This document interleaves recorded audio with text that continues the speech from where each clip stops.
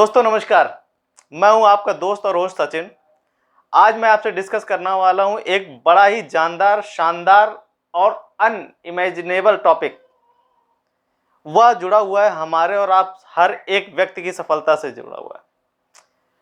आज की डेट पे हम सभी कुछ ना कुछ कर रहे हैं और अपने क्षेत्र में कुछ बड़ा करना चाहते हैं। और बड़ा क्यों करना चाहते हैं? क्योंकि हम सक्सेसफुल होना चाहते हैं, अपने प्रोफेशन में हम टॉप पर पहुंचना चाहते हैं। लेकिन कई बार क्या होता है कि केवल और केवल 2-5% से ज़्यादा लोग अपने करियर की ऊंचाइयों तक नहीं पहुंच पाते। ऐसा क्यों है?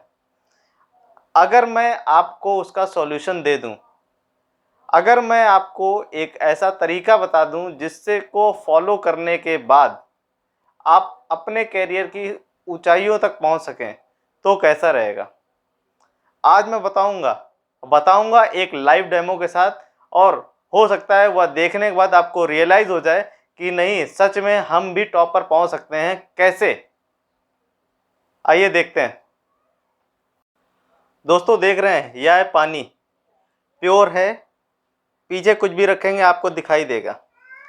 जब भी हम करियर की शुरुआत करते हैं, किसी जॉब की शुरुआत करते हैं, हम बिल्कुल इस पानी के तरीके होते हैं, एनर्जी से भरपूर होते हैं और हम अपना 100% दे रहे होते हैं। लेकिन जब हम उस जॉब पे चले जाते हैं तो वहाँ की कुछ इम्प्योरिटीज़ हमारे अंदर आने लगती हैं, निगेटिविटी के तौर पर।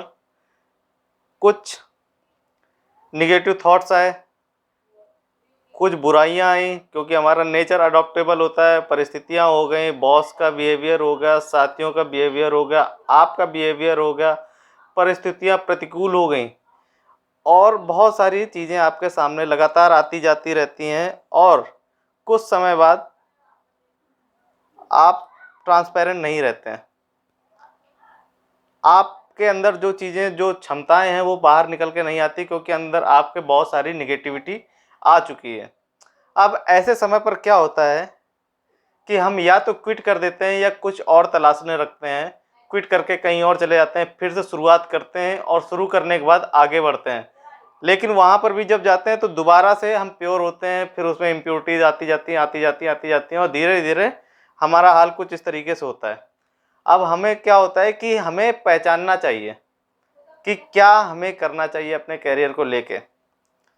अब थोड़ा सा मोटिवेशन लेते हैं, कहीं से बाहर से हमारे बॉस ने कुछ मोटिवेट कर दिया तो फिर हमें करियर दिखा, फिर हम थोड़ा सा आगे बढ़े, फिर से मोटिवेट हुए, थोड़ा सा हुआ, फिर से मोटिवेट हुए, थोड़ा सा हुआ, कुछ पारदर्शिता आई, कुछ क्लियरिटी आई। लेकिन हम धीरे धीरे करते रहते हैं, लेकिन नहीं होता।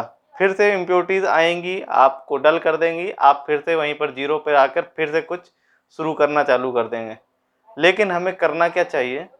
हमें एक ऐसा सोर्स ऑफ मोटिवेशन तलाश लेना चाहिए अपने लिए, जिससे यदि हम उससे जुड़ जाएंगे तो लगातार हमें मोटिवेट होते रहेंगे। अब वो किस तरीके होगा, मैंने पहले भी बताया था कि मोटिवेशन दो तरीके के होते हैं, एक इंटरनल और एक्सटर्नल।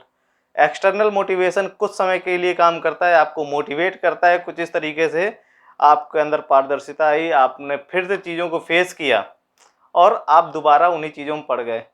लेकिन जब आप इंटरनल सोर्स ऑफ मोटिवेशन ढूंढ लेते हैं तो कुछ चीज़ें इस तरीके से होती हैं, आप उससे जुड़े हुए हैं और वो लगातार आपके अंदर इम्प्योरिटीज़ को कम किए जा रहा है और फिर धीरे धीरे कुछ इस तरीके से पारदर्शिता आने लगती है।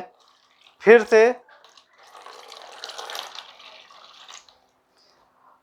और जब हम लगातार जुड़े रहते हैं तो कुछ इस तरीके से धीरे धीरे चीज़ें हमें पारदर्शी होने लगती हैं, हमारे कैरियर टॉप पे पहुंचने लगता है।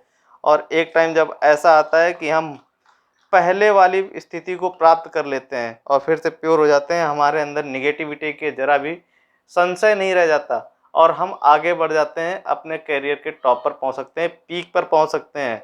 लेकिन उसके लिए करना क्या होगा? हमें अपने अंदर से सोर्स ऑफ मोटिवेशन तलाशना होगा।